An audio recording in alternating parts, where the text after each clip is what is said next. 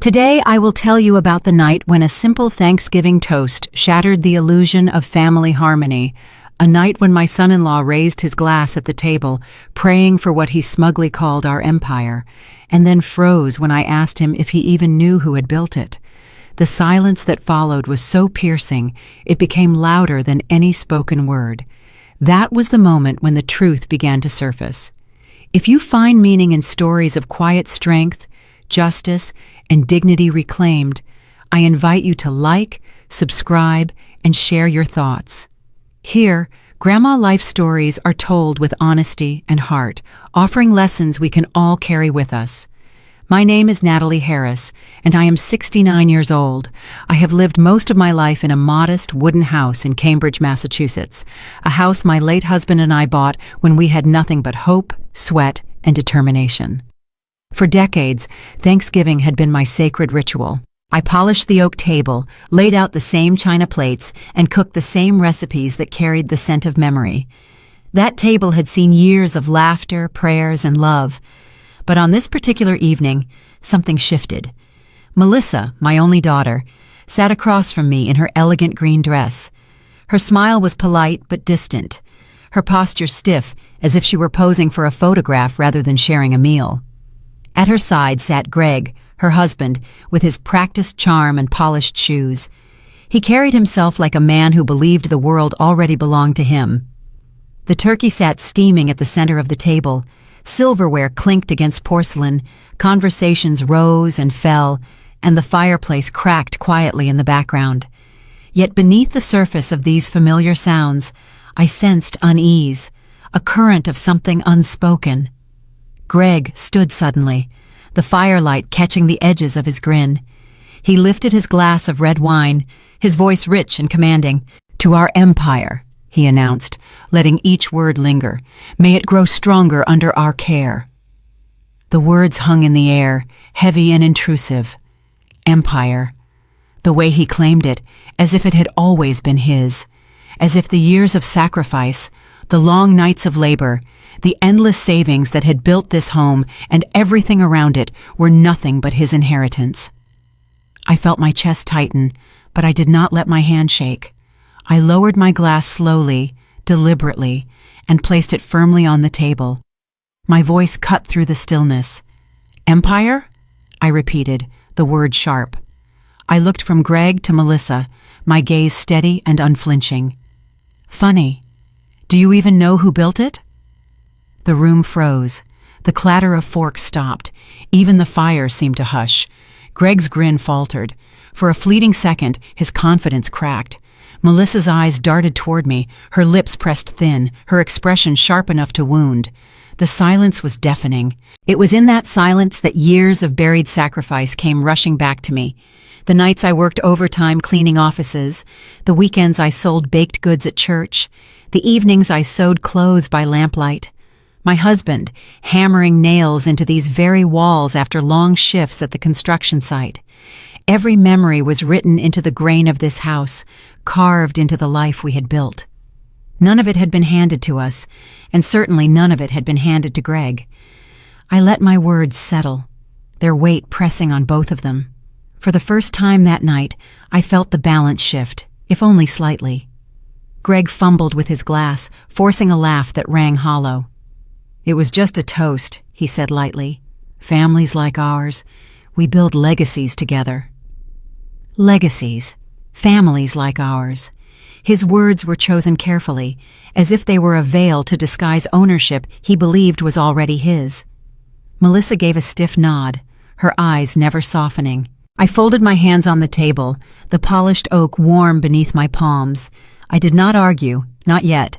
I had learned long ago that silence can be sharper than any reply. In that silence, they shifted uncomfortably. In that silence, I reminded them both that I was not invisible. Melissa leaned closer, her voice a whisper only I could hear. "Mom, you didn't have to say that." I turned my head slowly, meeting her eyes with calm resolve. Some truths should never be left unsaid. Her face hardened, her jaw tightening. She leaned back, but the damage was done. The perfect image she worked so hard to project had cracked, if only for a moment. The meal continued, but nothing was the same. The food lay rich and plentiful, yet tasteless on my tongue. The warmth of the room was replaced by a chill that seeped into my bones. I could feel Greg's gaze on me, calculating, unsettled. I could see Melissa's forced smile, brittle as glass. That Thanksgiving night, with one toast and one question, the curtain was pulled back. They had revealed their hunger for control, and I had shown them I was not afraid to confront it. And though they tried to cover their unease, I already knew. Something darker was coming. When the plates were cleared and the last bite of pie was gone, I thought the night might settle into quiet conversation. Instead, Melissa touched my arm with a practiced smile that never reached her eyes. "Mom, could you come with us for a moment?" she asked. Her tone was sweet to anyone listening, but I could feel the coldness beneath it. I followed them into the living room, the fire casting long shadows on the walls. Greg was already waiting with a leather folder in his hand. He spread glossy papers across the coffee table. They were brochures full of staged photographs of smiling seniors walking through manicured gardens and playing cards in sterile lounges. His grin returned, the same grin he had worn when he toasted to an empire that was not his. Melissa straightened her back, her voice clipped and deliberate. "Mom, we've already scheduled an appraisal for the house. It's safer this way. This place is too big for you, and you cannot manage it anymore." The words struck me harder than any insult could. I stood there, still as stone, while the reality sank in. They had not asked me. They had not even pretended to include me in the decision. My home, the house I had poured my life into, was being stripped from me as though my voice meant nothing. Greg leaned back in the armchair, his expression smug. He tapped one of the brochures with a polished finger. "Don't worry, they've got bingo nights. You'll have company, people your own age." His words dripped with condescension, as if he were offering me a gift instead of shoving me out of my own life. I stared at him, silent, my pulse steady. Inside, my stomach twisted, but I refused to let it show. I had learned long ago that silence can be a shield, and right now I needed it. Melissa crossed her arms. "Mom, this isn't just about you. Greg and I need more space. We're planning for children. This house is perfect for us. It makes sense." The audacity of it made my jaw tighten. Perfect for them. As though the walls my husband and I built existed for their convenience. As though my memories, my sacrifices, were just clutter in their way. Greg leaned forward, his tone sharper now. "The appraiser will be here next week. The paperwork is already moving. You should start packing what you need. We'll take care of the rest." I drew a slow breath. "So you've decided everything without me." My voice was calm, but my words landed heavy. Melissa avoided my gaze, staring at the floor. "It's for the best. You'll see. You'll be safe. No one will question whether I've done enough for you." Her words revealed the truth I had suspected. This wasn't just about space. This was about image, about how the world saw her. She was terrified of judgment, desperate to look flawless. My existence, my age, my independence did not fit into her picture of perfection.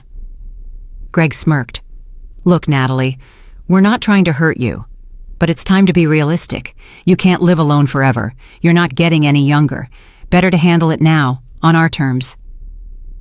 His voice carried no care, no respect, only control, only hunger.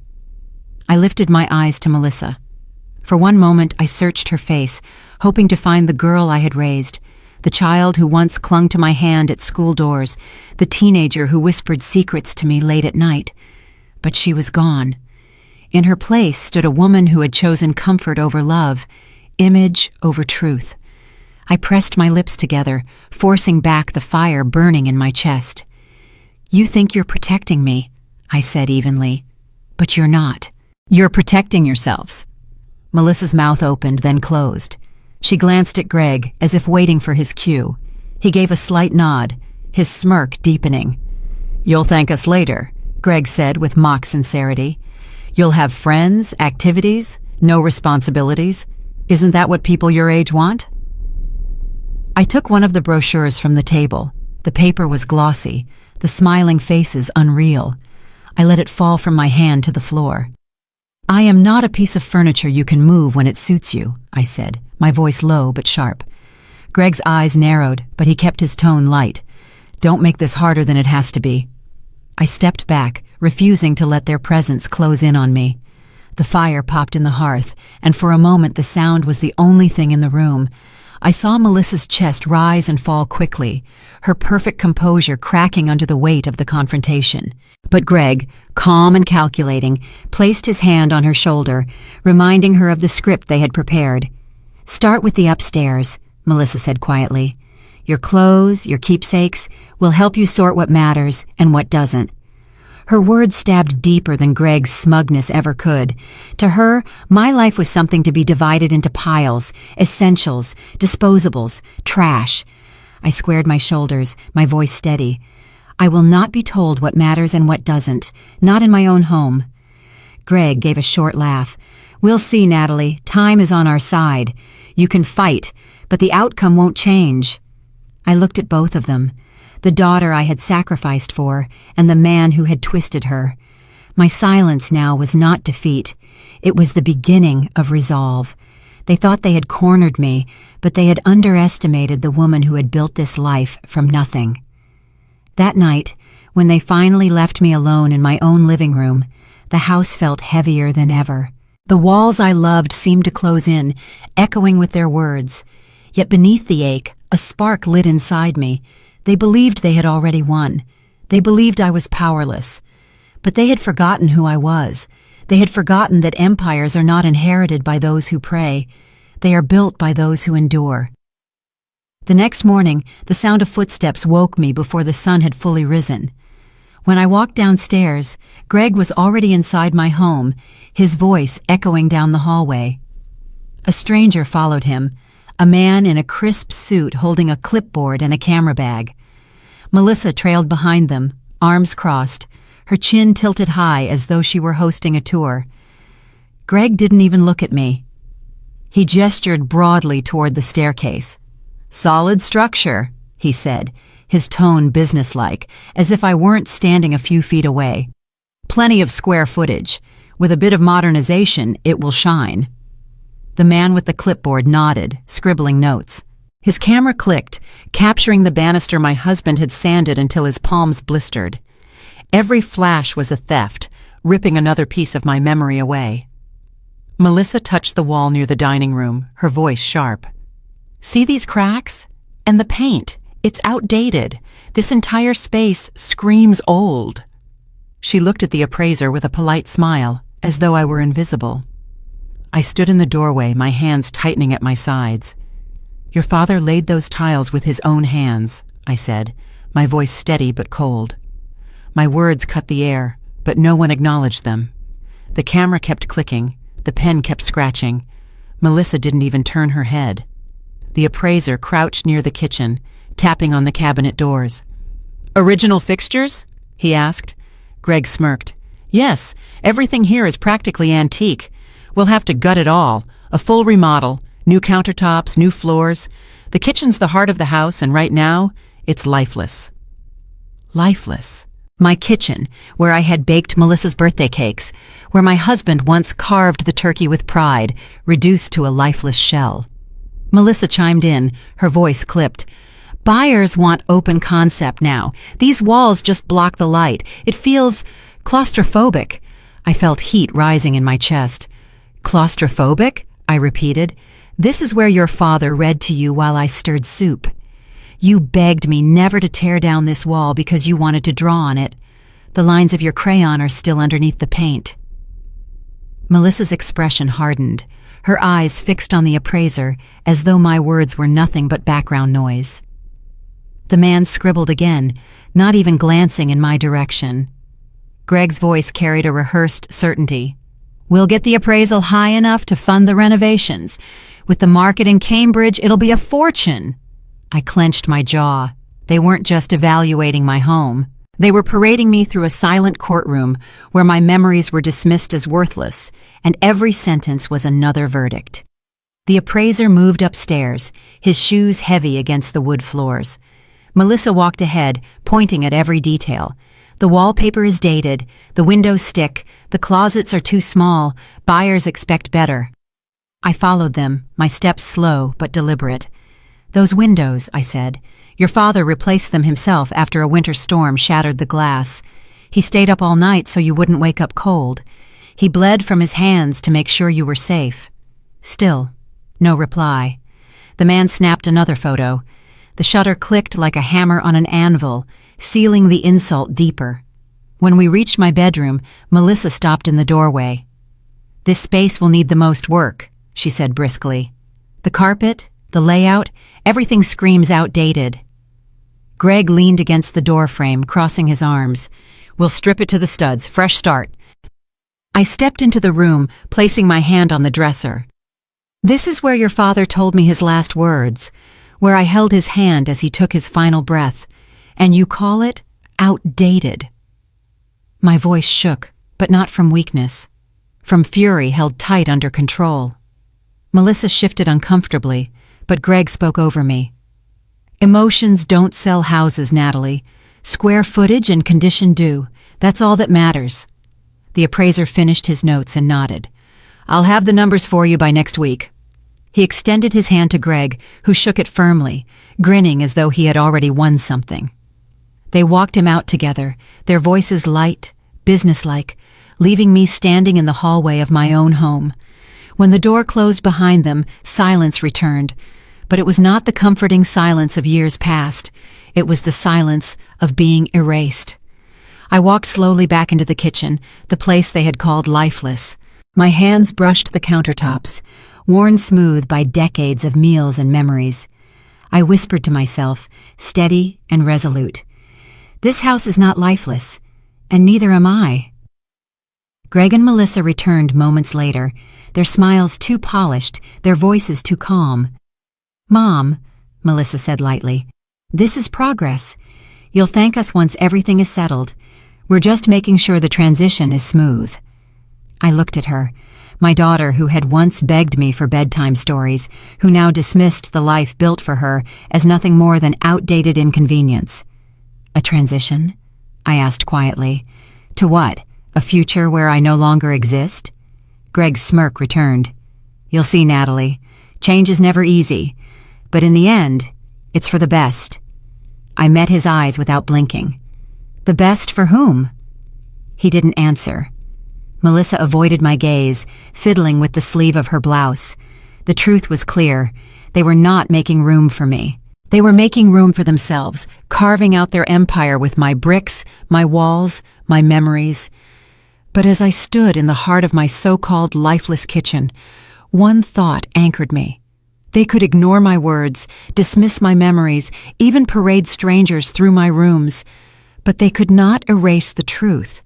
My husband and I had built this, and I would not let them take it so easily. The humiliation cut deep, but beneath it, something else stirred, a steel resolve. They thought they had silenced me, but they had only sharpened me. The next evening, I was sitting in the living room with a cup of tea when the doorbell rang. I opened the door to find Greg standing tall with a leather briefcase in his hand, and beside him, a man in a charcoal suit carrying a stack of papers. Melissa followed them in, her face carefully composed, her eyes avoiding mine. The air changed the moment they stepped inside. It no longer felt like my home, but like a courtroom, and I was already on trial. Greg wasted no time. He walked straight to the dining table, pulled out a chair, and laid the papers down with a loud slap. "Transfer of property," he announced, his tone cold and precise. He tapped the top page with his finger, his eyes gleaming with triumph. The man in the suit adjusted his glasses and cleared his throat. "Mrs. Harris," he began, his voice solemn, "these documents authorize the transfer of ownership from you to your daughter and son-in-law. Given your recent difficulties, this is the most responsible course of action. It ensures stability." I felt my chest tighten, my breath catching. "What difficulties?" I asked sharply. My voice echoed in the room, sharper than I intended, but I did not care. Greg folded his arms, his smirk widening. The gas you left on last month, the doors you forgot to lock, the bills you nearly missed. It's clear you're not capable of managing this estate anymore. We're just trying to protect you. Melissa finally spoke, her voice soft but rehearsed. Mom, it's for your own good. We don't want anything to happen to you. The words hit harder than Greg's smug accusations. To hear them from my daughter, the child I had sacrificed for, the girl I had raised in this very house, was a wound I hadn't expected. I swallowed hard, forcing the lump in my throat down. You mean to tell me, I said slowly, that because I once forgot to pay a bill on time, you've decided I am unfit to own the house your father and I built? Greg leaned forward, his voice dripping with mock concern. It's more than that. You're almost 70, Natalie. Do you really think you can keep up with this place? The upkeep, the finances, the responsibilities? You shouldn't have to. We'll handle it for you. I stared at him, letting the silence stretch. Finally, I asked, and where do you expect me to go? Melissa's eyes flicked toward Greg before she answered. Brookline, the assisted living center. It's safe, it's clean, and you'll have people to talk to. You won't be alone. My grip tightened around the edge of the chair. You mean I won't be in your way? I said flatly. The lawyer cleared his throat again, adjusting his tie. Mrs. Harris, the documents are ready. All that's required is your signature. Once signed, your daughter and son-in-law will have full authority to manage the property on your behalf. On my behalf. The phrase sounded like poison. They weren't managing anything for me. They were stripping me of everything I had built, everything I had left of my husband. I looked directly at Melissa. Is this what you want? I asked, my voice quiet but sharp. She hesitated for just a second, then nodded. It's for the best. My heart ached, but my spine stayed straight.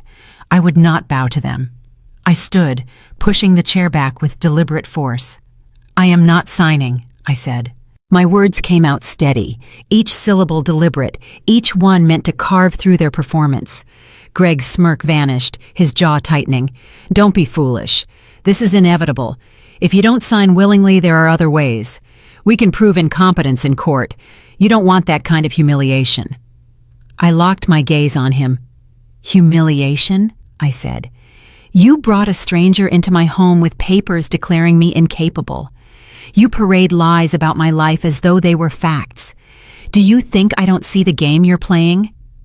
Melissa's voice cracked slightly as she whispered, Mom, please, don't make this harder.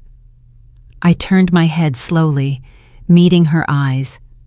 The only ones making this hard are you two. The lawyer shifted uncomfortably, his eyes darting between us. He clearly hadn't expected resistance. Greg, however, leaned across the table, his face inches from mine. Sign it, Natalie, he hissed. It's better this way. You won't win. I straightened, lifting my chin. I already have, I said quietly, because I still know the difference between love and greed. For a moment, no one moved. The room was heavy with tension, the kind that makes the air hard to breathe. Greg finally pulled the papers back, slamming them into his briefcase. His eyes burned with fury, but his voice came out controlled. Fine, have it your way, for now, but this isn't over. Melissa's face was pale, her eyes glassy. She didn't speak again. She just followed Greg out the door, leaving the lawyer to trail behind them. When the door clicked shut, I stood in the silence, my hands trembling only after they were gone. I pressed my palm against the dining table, the same table where Greg had dared to toast to his empire. I drew in a long breath, forcing the tremor out of my body. They thought they had cornered me. They thought a stack of papers could erase decades of sweat, sacrifice, and love. But as I stood there, I knew one thing for certain. The battle had only begun. They had shown their hand too soon, and I had no intention of surrendering what was mine.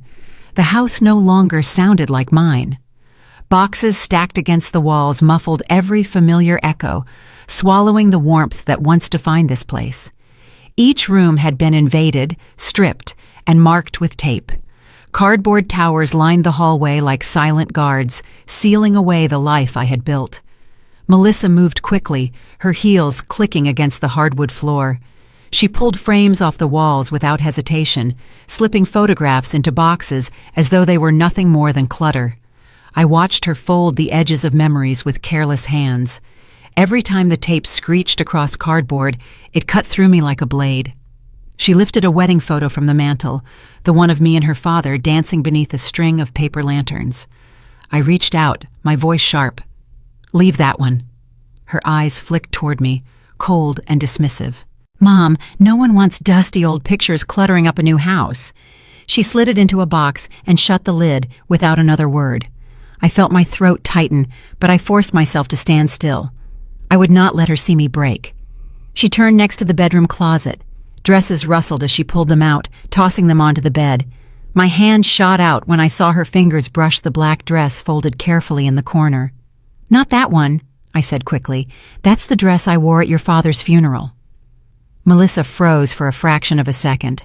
Then her face hardened, and she yanked it from the shelf. "It's old, out of style. You don't need it anymore." She balled it up and shoved it into a bag marked for donation. I stepped forward, my voice low but firm. "That dress carries memory. It carries grief. It carries him." Her jaw tightened. "Mom, it's just fabric." "No," I said sharply.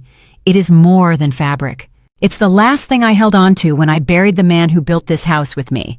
She threw the bag into the corner. "You're being dramatic. Letting go will make things easier." I stared at her, the child I had once carried in my arms, now discarding pieces of my soul as if they were trash. "Easier for you, maybe," I whispered. The silence stretched, broken only by the tearing of tape as she sealed another box. She didn't look at me, didn't answer. Her back remained stiff, her movements efficient, mechanical, as though she had trained herself not to feel. Greg entered a few minutes later, whistling softly, carrying more flattened boxes under his arm. He glanced at the growing stacks with satisfaction. "Good progress," he said. "We'll have this place ready in no time." Melissa nodded, wiping dust from her hands. "I told you she wouldn't resist much once she saw it was happening." I clenched my fists, anger sparking hot in my chest. "I am still standing here," I said. My voice cut through their conversation. "Do not speak about me as if I am already gone." Greg smirked, setting his boxes down. "You're making this harder than it needs to be, Natalie. We're giving you a fresh start." "A fresh start?" I spat the words. "You are dismantling my life piece by piece, like it's nothing but furniture for sale." He raised his hands mockingly. "Call it what you want, but by next week, this house won't feel like yours anymore. Better to accept it now." Melissa sealed another box, ignoring my glare. "We're only trying to help." "Help?" I repeated. My voice cracked, not from weakness, but from rage I could no longer contain. "You take the pictures off my walls, the clothes from my closet, the memories from my shelves, and you call it help?" Neither answered. Greg checked his watch.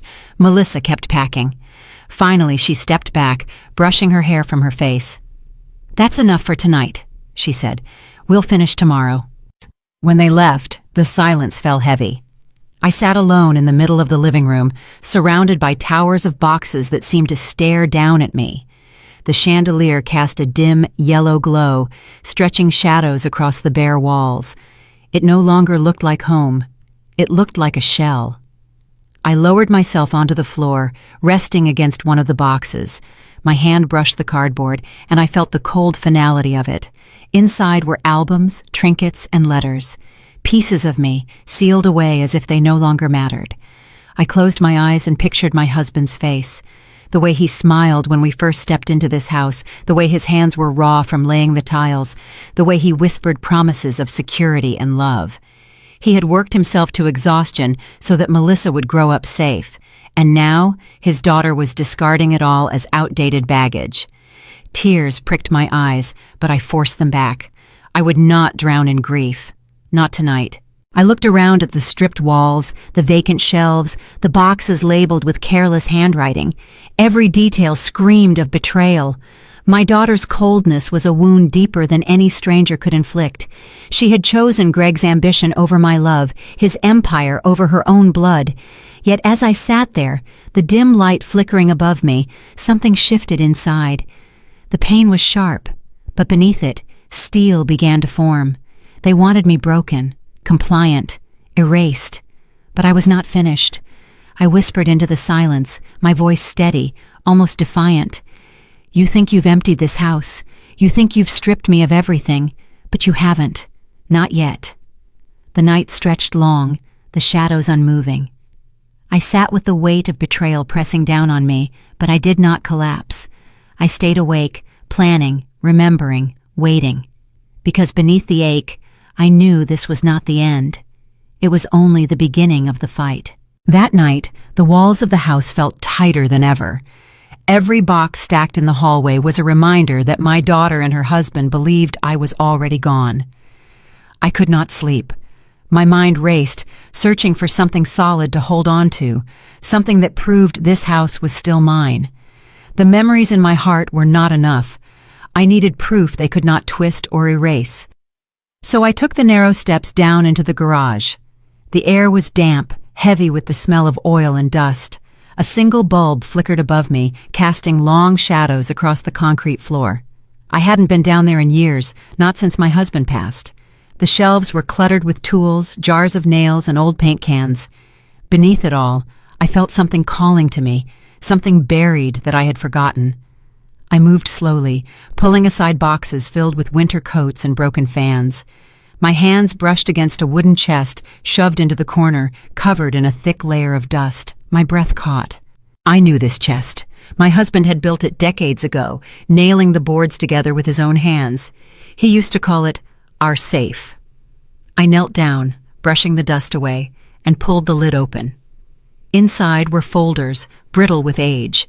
I lifted them carefully, the paper yellowed but intact. The first folder held contracts, property deeds from the late 70s and early 80s. My husband and I had bought small houses when no one else wanted them, fixed them with our hands, and rented them to families starting out. Each deed had his signature and mine, proof of every brick, every dollar earned honestly. Beneath the contracts were envelopes filled with rent receipts. I remembered late nights when he counted those bills at the kitchen table, his hands rough and tired but steady. "This is our future," he used to say. "One day, this will keep you safe." I swallowed hard, my eyes burning. These were not just papers. They were the record of a lifetime of sacrifice. And now they were my weapon. At the bottom of the chest, wrapped in a faded cloth, I found a single envelope marked in his handwriting. My hands trembled as I unfolded it. Inside was a letter. His will, written entirely by hand. My breath froze as I read. He had left everything to me. Every property, every account, every asset. His words were simple but firm. To my wife, Natalie Harris, I leave all that we built together. It is hers to keep, to protect, and to pass only if she is cared for with love and respect by our daughter. I read the line again, my heart pounding. Love and respect. It was written in his hand, underlined twice. Melissa's inheritance was conditional, not on convenience, not on appearances, but on the way she treated me. I pressed the letter to my chest, a sharp ache cutting through me. In this paper, I heard his voice again, steady and unyielding. He had known. Even then, he had known what could happen. He had left me the shield I needed. Suddenly, the humiliation of the past days, the appraiser, the boxes, the funeral dress tossed aside, shifted into something else. My grief turned into fire. They had called me weak, incapable, irrelevant, but here in my hands was the truth. I was the rightful guardian of everything. I whispered into the silence, my voice strong. You thought I had nothing. You thought you could erase me. But you were wrong. I set the will on top of the deeds and closed the chest, my hands no longer trembling. For the first time in weeks, I felt steady. Greg's smirks, Melissa's cold stares, the lawyer's formal accusations. They all meant nothing compared to the words written by the man who had known me best. When I climbed back up the steps, the house still looked stripped and hollow, but the weight in my chest had shifted. I no longer felt like a victim waiting to be pushed aside. I felt like a soldier who had found her weapon. I stood in the center of the living room, looking at the stacks of boxes, the empty walls, the hollow spaces where photographs had once hung. "You can take the frames," I said aloud, my voice echoing in the silence. "But you will never take the foundation. He built it with me, not with you. And now his words will protect me." The night stretched long, but I did not feel alone anymore. The house seemed to breathe with me, the walls humming with the strength of what we had built. I clutched the will close, knowing that this was the beginning of the turning point. They thought they had silenced me, but the truth was louder than their lies. They thought I was powerless, but now I held the one thing they could not argue against, proof that love and respect were the price of inheritance, and they had failed both. As I turned off the light and climbed the stairs, I carried with me not just paper, but justice waiting to be revealed. And I knew with absolute certainty that the empire Greg toasted to would never belong to him. The morning after I discovered my husband's will, I dialed a number I had not called in years. My cousin Eleanor lived in New Hampshire now, retired from her job as a notary, but still sharp as steel. She and I had built more than memories together. She had been beside us when we laid the first bricks of this house. My voice shook when she answered. "Eleanor, it's Natalie. I need you." She didn't hesitate. "Say no more. I'll be there tonight." By dusk, her old Subaru pulled into my driveway. When she stepped out, she carried two things that made my throat tighten: a worn leather photo album and a thin folder tied with twine. Her face was older now, her hair silver like mine, but her eyes still carried that same spark of loyalty. Inside, we sat at the kitchen table, bare now, stripped of flowers, stripped of warmth. Eleanor opened the album first. Page after page showed us in our youth, painting these very walls, our hair tied back with bandanas, our hands streaked with white plaster. In one photo, my husband stood on a ladder, while Eleanor and I held the base steady, grinning with pride. "You see this?" Eleanor tapped the photo with her finger. "We built this house with sweat and calluses. No greedy son-in-law can erase that, and no cold daughter either." Her voice was sharp yet steady, cutting through the ache that had been drowning me. Then she untied the folder. Inside was a contract dated decades back. Her signature was on it, as witness to the purchase of this house. She had notarized the deal herself. The ink had faded, but the seal was clear. "This is your life on paper, Natalie," she said firmly.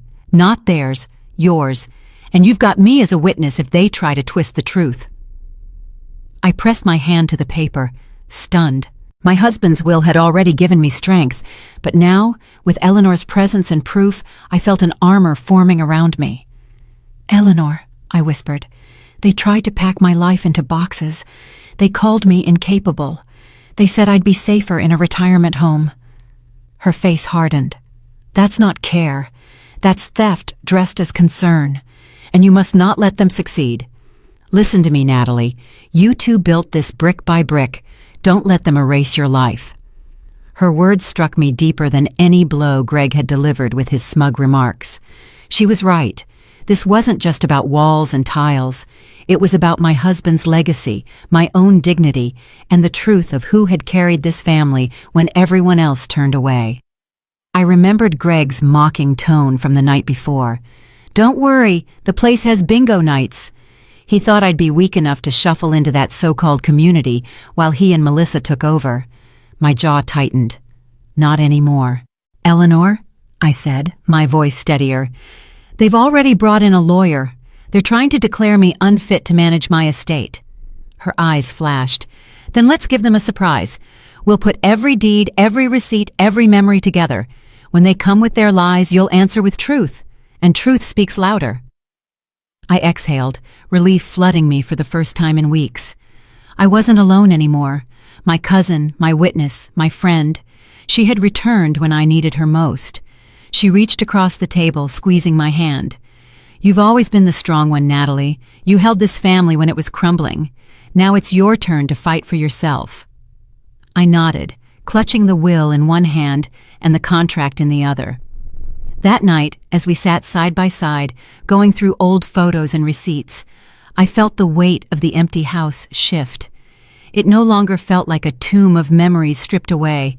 It felt like a fortress being rebuilt.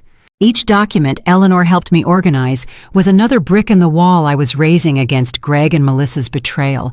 When she finally left to sleep in the guest room, I stood in the hallway, staring at the album left open on the table. In the photo, I was young, tired, and hopeful, standing beside my husband with Eleanor at my side. Now, decades later, here we were again. Different battles, same bond. I whispered into the quiet, almost as if speaking to my husband's memory. They thought they had me cornered, but they forgot who taught them how to fight. For the first time in weeks, the silence in the house did not suffocate me. It strengthened me, because now I had proof, a witness, and a fire that would not burn out. And I knew, without doubt, that when Greg raised his glass and prayed for our empire, he had no idea that the empire was already guarded, not by arrogance, not by greed, but by truth and love carved in brick and stone. The day after Eleanor arrived, I was still sorting through the mountain of documents we had pulled from the garage when my phone rang. The name on the screen made me pause. Mrs. Daniels, my neighbor who had lived 2 streets over for 30 years. She rarely called, and when she did, it was never trivial. "Natalie," she said, her voice hushed but urgent, "you need to know something. I was in Boston last night at a dinner party hosted by the Petersons. Your son-in-law, Greg, was there, and he couldn't stop bragging." My chest tightened. Bragging about what? Her tone dropped lower. He raised a glass in front of everyone and said, "The Cambridge property will be mine soon. Our empire is just getting started." The words sliced through me like ice. My hand gripped the phone so hard my knuckles turned white. Mrs. Daniels continued, "He was loud, Natalie.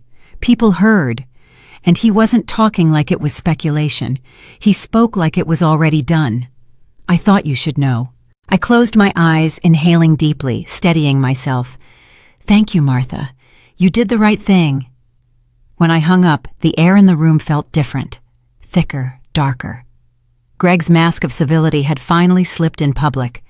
Behind the polite smiles and feigned concern, he was nothing but raw greed, dressed in designer suits. I sat back, the words echoing in my mind. Our empire, not my family's legacy, not the home where my wife grew up, not even Melissa's heritage, just empire. A kingdom to be conquered, not a life to be honored. Later that afternoon, Eleanor walked into the kitchen and saw my face pale as ash.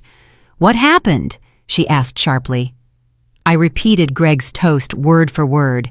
Her fists clenched on the table. "He's a fool.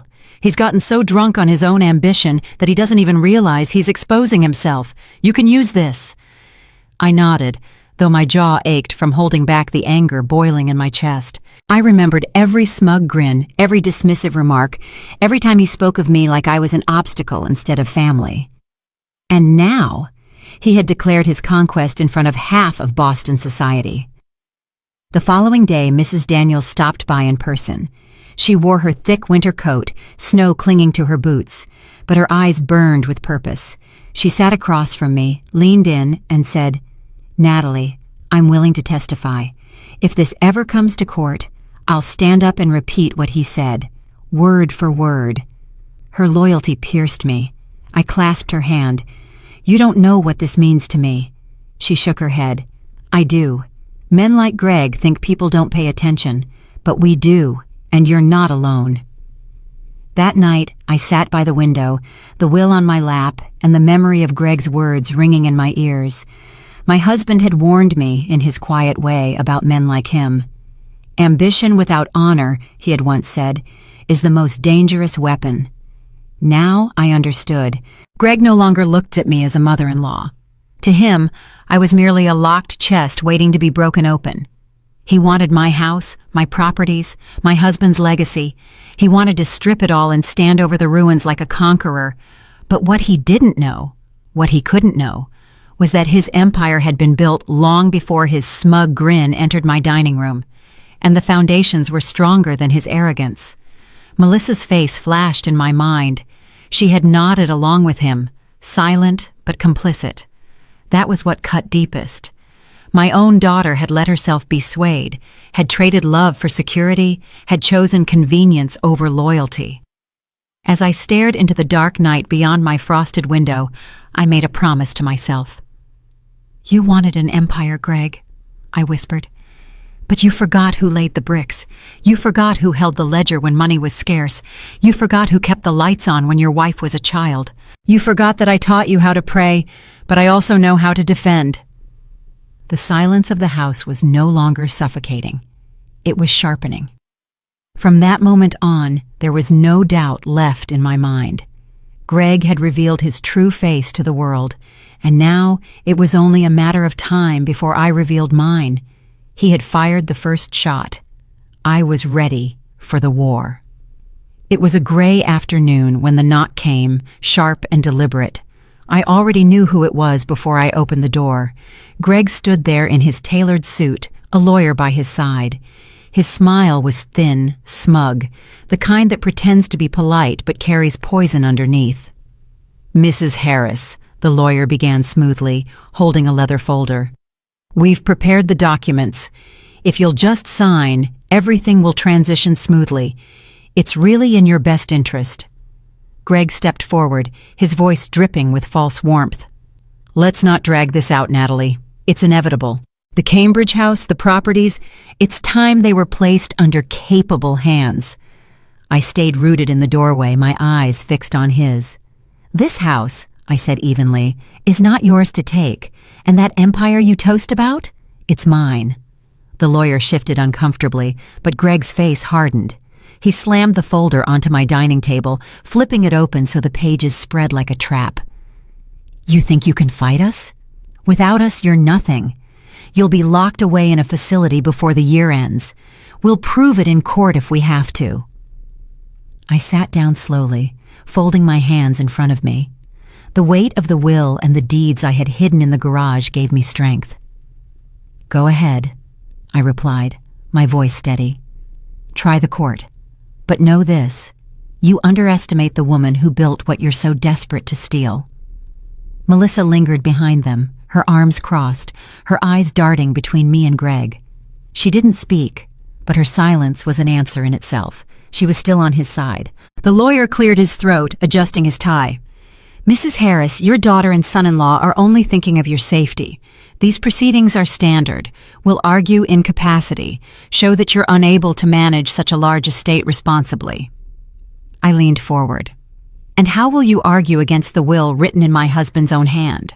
Or the contracts he signed, witnessed by family, neighbors, friends?" Greg's jaw clenched. "You don't have those."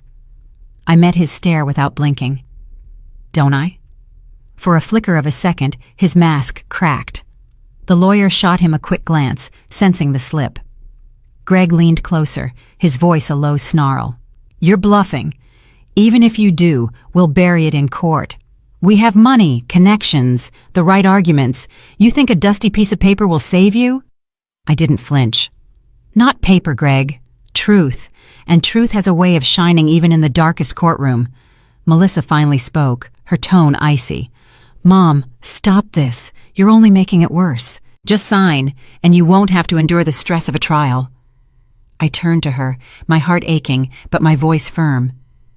"The stress comes from betrayal, Melissa, from watching my daughter stand with the man who wants to erase me. That is far heavier than any trial." Her face twitched, but she said nothing more. Greg straightened, slamming the folder shut. "Fine. If that's how you want it. We'll see you in court. But when the judge rules, don't cry about the outcome. Because when you lose everything." I rose from my chair, meeting him eye to eye. "Greg, you already lost the one thing you'll never get back. My respect. And soon, you'll lose more than that." The lawyer gathered his papers quickly, clearly uneasy. Greg lingered a moment longer, glaring at me with naked hostility. "This isn't over," he spat.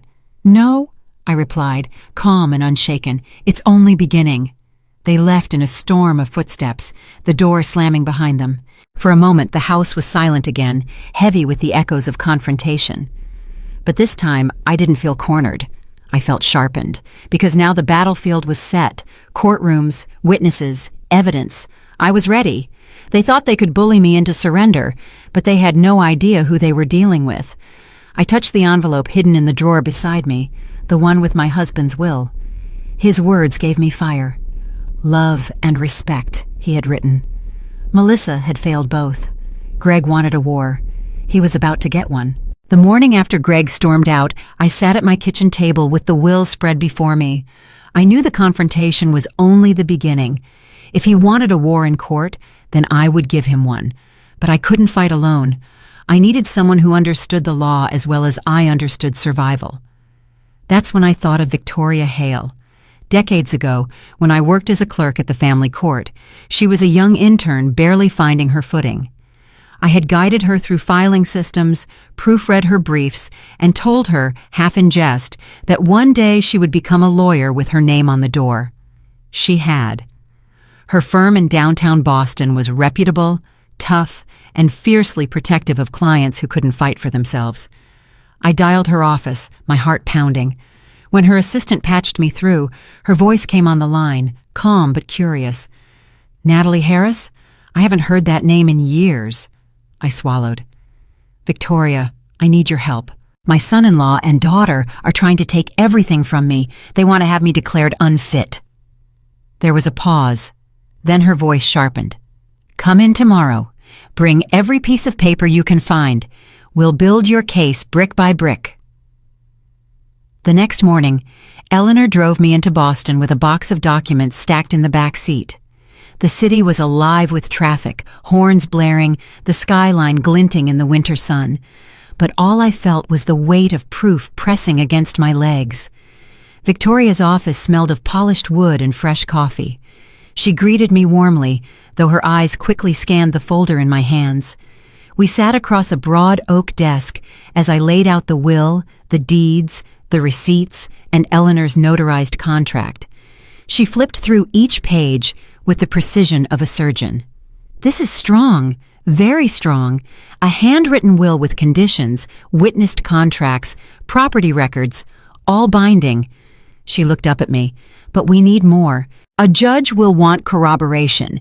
Do you have anyone who can testify to your competence and to Greg's intentions?" I nodded. Eleanor was there from the beginning. She notarized one of the first contracts, and my neighbor, Martha Daniels, overheard Greg bragging at a dinner party that the Cambridge property would be his soon.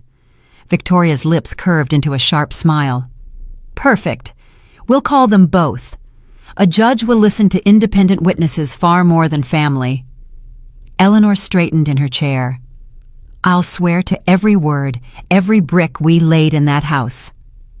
"And Martha has already offered to testify," I added. Victoria leaned back, her fingers steepled. "Good. Then our foundation is solid. But prepare yourself. Greg's team will fight dirty. They'll try to paint you as forgetful, incapable, a fragile old woman clinging to things beyond your control." I sat taller, my voice steady. "Let them try. I know what I've built, and I know who I am."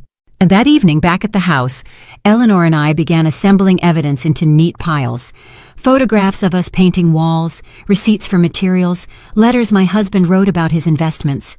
The dining table became a battlefield of papers, each one a weapon against Greg's arrogance. Melissa appeared at the doorway as we worked, her face pale. "Mom," she said quietly, "why are you putting yourself through this? Greg only wants what's best for us."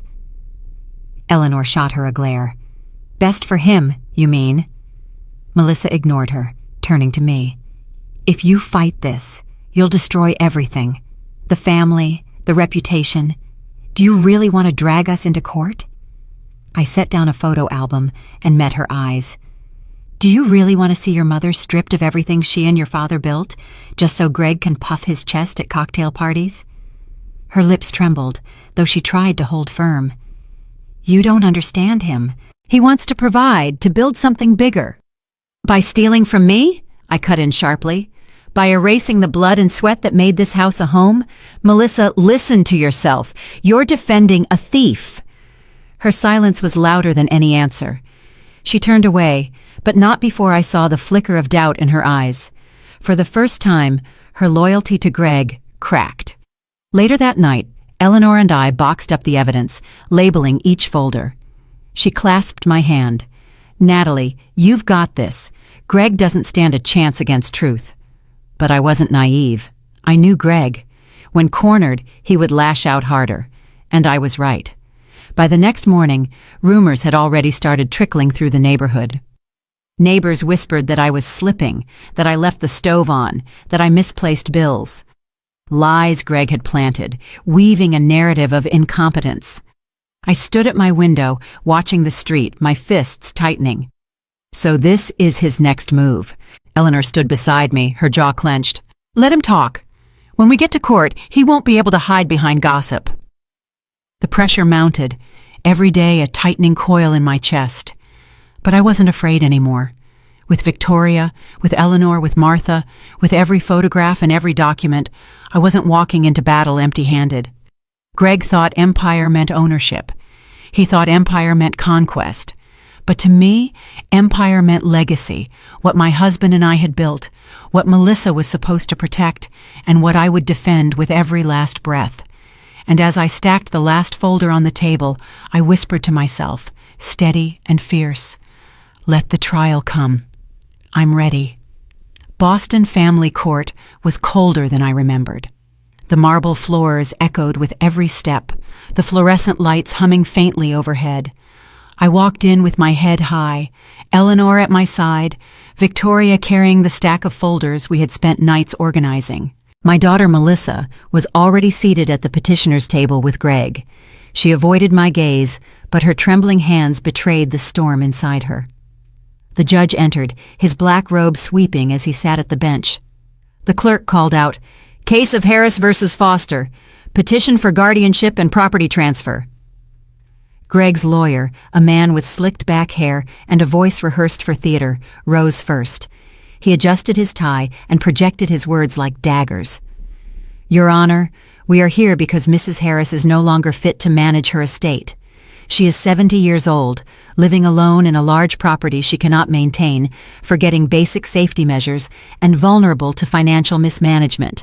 Her daughter and son-in-law seek only to protect her interests and ensure her well-being." He gestured toward Melissa. She nodded stiffly, her lips pressed into a thin line. I caught the flicker of hesitation in her eyes, but she lowered her gaze quickly, hiding behind Greg's presence. I sat perfectly still, my hands folded neatly on top of the manila folder that held my husband's will. My heart pounded, but my face remained composed. I wanted them to see strength, not fear. Greg leaned back in his chair, arms crossed smugly, his lawyer's words echoing the same arrogance he had paraded at that Boston dinner. To him, this was already won. Victoria stood calmly when it was our turn. Her voice was clear, firm, without theatrics. "Your Honor, the picture painted by Mr. Foster's counsel is convenient, but it is not the truth. My client, Mrs. Natalie Harris, is fully capable, and we will prove it. What is at stake here is not her competence, but her daughter and son-in-law's greed. They have attempted to coerce her into signing away her property, misrepresented her state of mind, and sought control over assets that were never theirs to claim." The judge's gaze shifted from Greg to me, his expression unreadable. Greg's lawyer smirked. "We'll let the evidence speak, Your Honor. I would like to call Melissa Foster as our first witness." Melissa rose slowly, her heels clicking against the wooden floor. She raised her hand to be sworn in, then sat nervously, her eyes darting between Greg and me. The lawyer stepped closer. "Mrs. Foster, do you believe your mother is capable of managing her own estate?" Melissa's voice shook. I don't think so. She forgets things. She's alone too much." I felt the sting, but I stayed still, my nails digging into my palm beneath the table. The lawyer pressed harder. "Has she ever left appliances on, forgotten bills, shown signs of confusion?" Melissa nodded reluctantly. "Greg noticed the stove once. She left it on." A lie. A blatant lie. My chest tightened, but I forced myself not to react. Greg's lawyer turned to the judge. There you have it. Mrs. Foster herself has observed her mother's decline. This is why we ask the court to grant guardianship, for her safety. Victoria leaned to me and whispered, "Patience. Let them bury themselves." When Melissa stepped down, her shoulders were hunched. She could not meet my eyes. Greg's lawyer then rose proudly. "Your Honor, with permission, we will present evidence of Mrs. Harris's incapacity." He opened a binder filled with typed notes and statements, half-truths spun into dangerous fabrications. But when the judge turned to me, asking if I had anything to present, I finally let my voice be heard. I stood, my knees steady, my back straight. "Your Honor, I may be 70, but I am not incompetent. This house, those properties, the so-called empire my son-in-law brags about, I built them with my husband. Brick by brick, dollar by dollar, they sit here not to protect me, but to erase me." Greg shifted in his chair, scowling. I didn't look at him. My eyes stayed on the judge. I placed the first document on the table, the handwritten will. My husband foresaw this very moment. His will states clearly that I am the sole heir, with conditions tied to how I am treated, conditions my daughter has already broken. Gasps rippled softly across the courtroom. Melissa's face turned pale, her lips trembling. Victoria rose beside me, her voice sharp. "We will present not only this will, but corroborating witnesses, notarized contracts, and testimony from neighbors who have seen Greg boast about taking what is not his. We are ready to show the court the truth." The judge nodded slowly, his eyes narrowing as he studied Greg. The air in the courtroom was thick, every breath heavy with tension. Greg leaned forward suddenly, his voice low but venomous. "This is just paper. You're old, Natalie. Without us, you're nothing. We'll crush you in this court." I turned my head toward him, my voice steady as steel. "Without me, Greg, you wouldn't have a roof over your head. And by the time this trial ends, everyone will know it." The silence that followed was deafening. The judge tapped his gavel lightly. "We will proceed with evidence tomorrow. Court is adjourned for today." As the room emptied, Melissa stayed frozen in her chair. Greg grabbed her arm, pulling her toward the door. But I saw it. The doubt, the fracture in her loyalty. She had lied under oath, but the weight of it already pressed on her shoulders. I gathered my papers, my resolve unshaken. The battlefield was no longer just my house. It was here, in this courtroom. And I was ready. The second day of trial began with Greg walking into the courtroom as if it were already his domain. He carried a thick binder, and his lawyer strutted behind him like a man presenting the winning hand in a card game. I could see it in Greg's eyes, confidence, arrogance, and that cruel grin he wore whenever he thought victory was certain. When the judge called the session to order, Greg's lawyer stood immediately.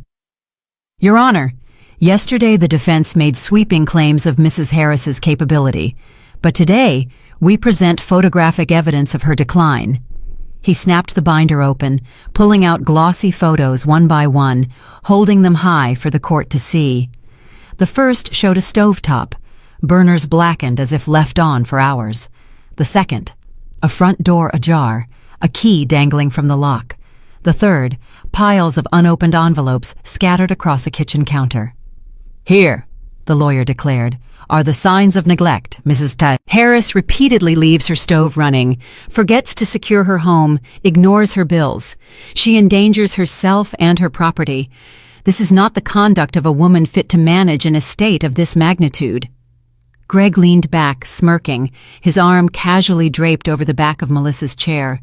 Melissa stared down at the table, her hands clenched tightly together.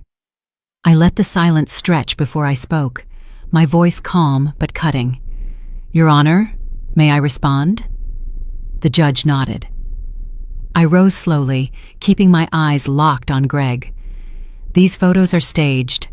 Ask my neighbors. Ask anyone who lives near me.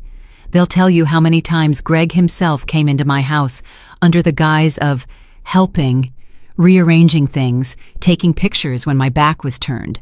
I have never left my stove burning. I have never abandoned my home unlocked.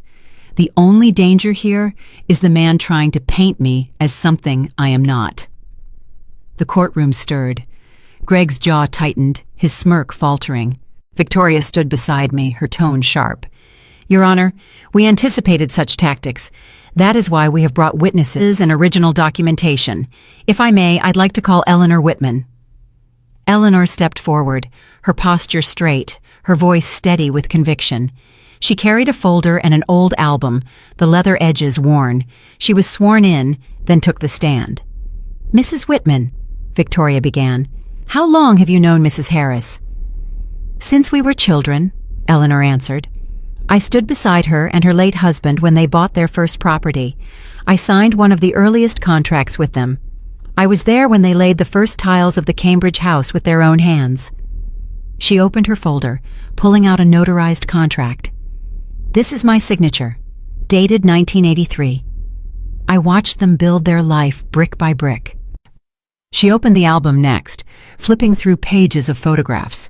Natalie and her husband painting walls, hammering boards, holding a laughing Melissa as a toddler against half-built door frames. This is no empire of convenience, Eleanor said firmly. It was sweat, sacrifice, and years of work. Natalie has never been incapable. She has been the backbone. The lawyer shifted uncomfortably. Objection. Sentimentality has no place here. The judge raised a hand. Overruled. These documents are admissible. Eleanor met Greg's stare directly. You can stage photos, Greg. You can lie to Melissa, whisper poison in her ear, but you cannot erase the truth of a life lived with honor. Greg's face flushed red, his composure slipping. Victoria turned back to the judge. Your Honor, this is just the beginning of our evidence. We will also call Mrs. Martha Daniels, who overheard Mr. Foster bragging about taking this property as his own. But even now, you see the pattern. Fabricated evidence from the petitioners and documented, living proof from the defense. I stood again, my voice strong. Your Honor, I am not frail. I am not incompetent. What you see here is greed dressed in fine suits. Ask anyone in Cambridge, they'll tell you who I am. These lies are paper thin, and they will crumble under the weight of truth. Melissa's head shot up at that moment, her lips parting as if she wanted to speak, but Greg's hand clamped on hers under the table, forcing her back into silence. The conflict in her eyes was unmistakable. She knew. She knew the photos were lies. The judge leaned forward, tapping the bench with his pen. I will hear from all witnesses before I make any ruling, but it is clear that there are serious inconsistencies here. He turned his gaze on Greg's lawyer. Fabricated evidence will not be tolerated in this court. Greg's smirk was gone, replaced by a scowl. He whispered furiously into his lawyer's ear, but the lawyer avoided his gaze, sweat forming at his temples. As Eleanor stepped down from the stand, she placed her hand on mine. He can't bury the truth, Natalie. It's shining through. I held her hand tightly, my voice low but certain. This is only the beginning. We're not just defending a house, we're defending a life, and I won't let him take it. The courtroom fell into a tense silence, the weight of truth pressing down. Greg had played his hand, and it was crumbling in front of him. The empire he wanted so badly was slipping through his fingers, and I was just getting started. The courtroom was heavy with silence. Greg had just finished whispering furiously to his lawyer, and Melissa sat frozen, her face pale as chalk. I sat still, my husband's will folded neatly before me, my heartbeat steady but strong. Then, Judge David Lang leaned forward, his eyes studying me with a peculiar intensity. Mrs. Harris, he said slowly, almost as though tasting the memory. Natalie Harris, do you recall the courthouse in Boston, the clerk's desk near the third-floor elevators, more than 30 years ago? The word startled me. I nodded, cautious. Yes, Your Honor. I worked there for many years. His expression softened, though his voice remained firm. I was an intern then, fresh out of law school, terrified I'd ruin my first filing. My supervisor scolded me for misplacing a motion. I thought my career was over before it began. And you, his voice grew steadier, stronger. You stood up for me. You told him that fairness isn't about punishing mistakes, but about guiding people to do better. You handed me back that motion and said, every lawyer deserves a second chance to prove their integrity. A hush swept through the courtroom. Even Greg stopped fidgeting. The judge's eyes locked on mine. That lesson stayed with me.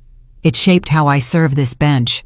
Fairness, integrity, justice above pride. He turned his gaze sharply toward Greg and Melissa. And today, I see the same woman who taught me that principle sitting here, being accused by her own family of incapacity. Nothing could be further from the truth. Greg jumped to his feet. Your Honor, this is highly irregular. You cannot— The judge's gavel cracked against the bench. Sit down, Mr. Foster. I have heard enough lies, enough fabrications. You staged photos, coerced signatures, and poisoned testimony. This court will not be your playground. Melissa flinched at the word poisoned. Her eyes filled with tears, her hands trembling on the table. For a moment, I saw my little girl again, the child who once clung to me when she was afraid of storms. But now she sat in silence, bound by choices she could not undo. The judge straightened his papers, his voice resounding with authority. The estate remains solely Mrs. Harris's. The will, the testimony, the documented evidence, all confirm her full competence and rightful ownership. This case is dismissed. The gavel struck once more, the sound like thunder.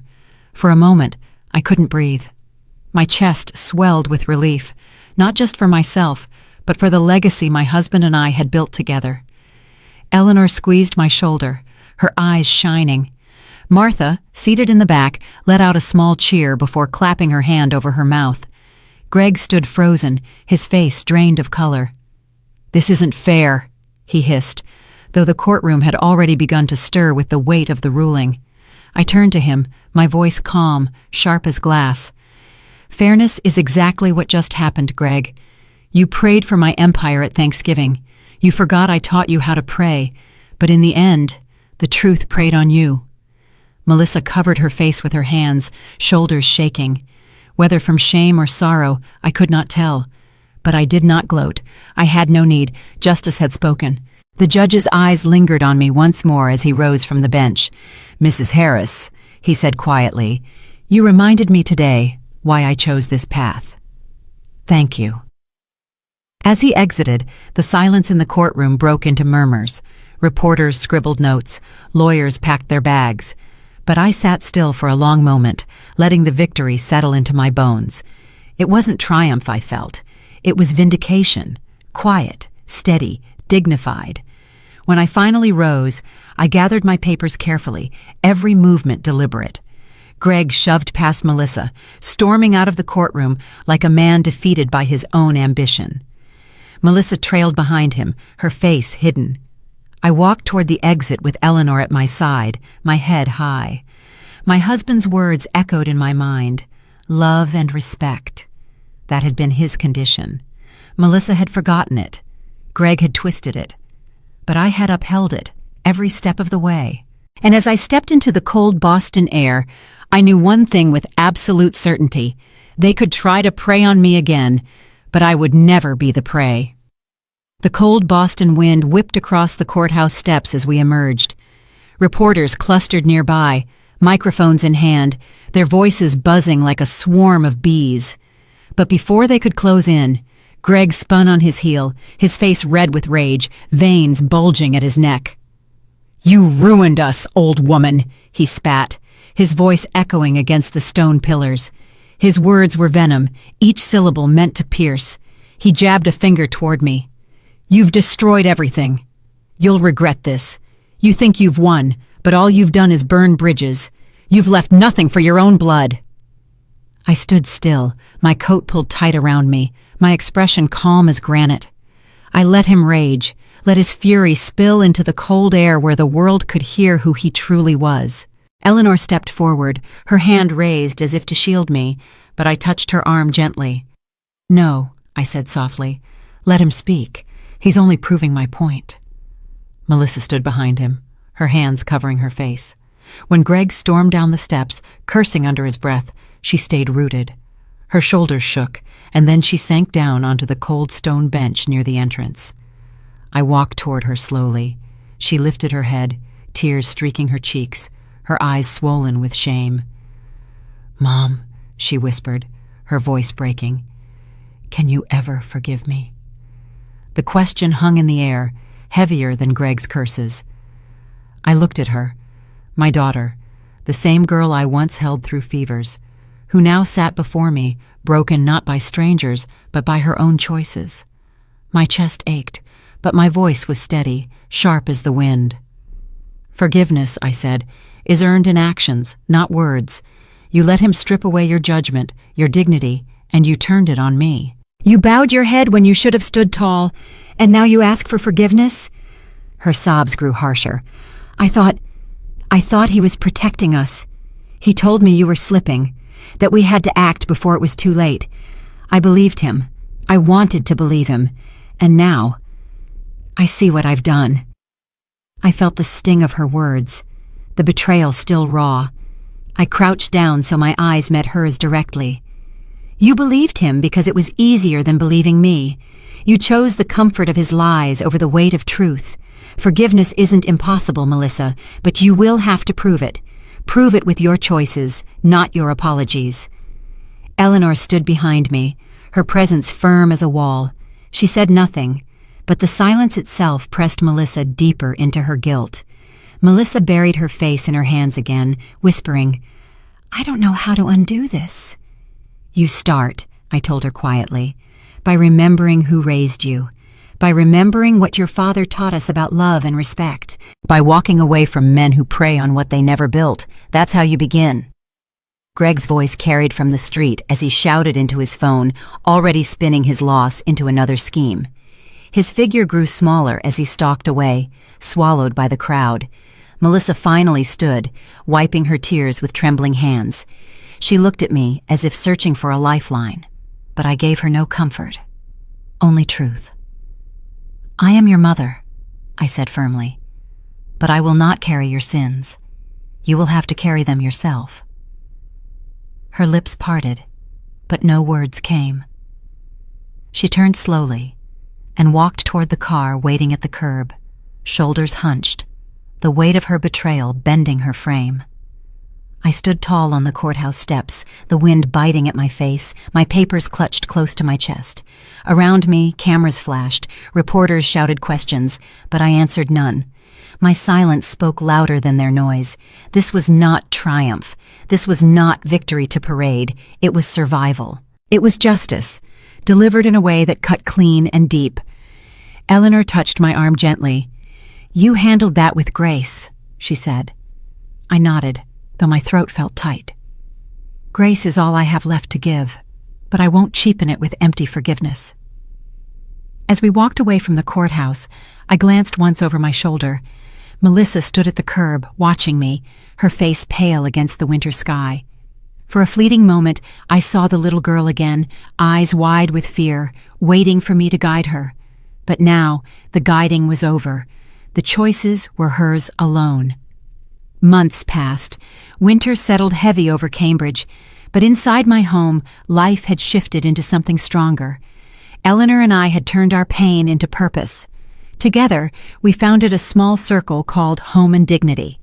We opened my living room to women who, like me, had been cornered by their own blood, pushed toward nursing homes, stripped of property, treated as burdens rather than builders. Every Thursday evening, chairs circled the fireplace, the kettle whistled, and stories poured out. Stories of mothers who worked 2 jobs to buy their houses, only to have their children try to snatch them away. Stories of widows pressured into selling the homes where their memories lived. Their voices cracked, but their spines straightened as they realized they weren't alone. "This is what empire truly means," Eleanor said one night, her voice steady. "Not money, not houses, but dignity, protecting each other." I looked around the circle, faces lit by firelight. I saw resilience where there had once been despair. And I knew we weren't just surviving. We were building something bigger than Greg's hollow empire could ever imagine. Melissa began to appear at those gatherings. At first, she sat in the back, her eyes lowered, hands folded tightly. She didn't speak. She just listened. Week after week she came, silent but present. One evening, after most of the women had left, she stayed behind. Her voice trembled, but she forced herself to speak. "Mom, can I help? Not for forgiveness, just to do something right."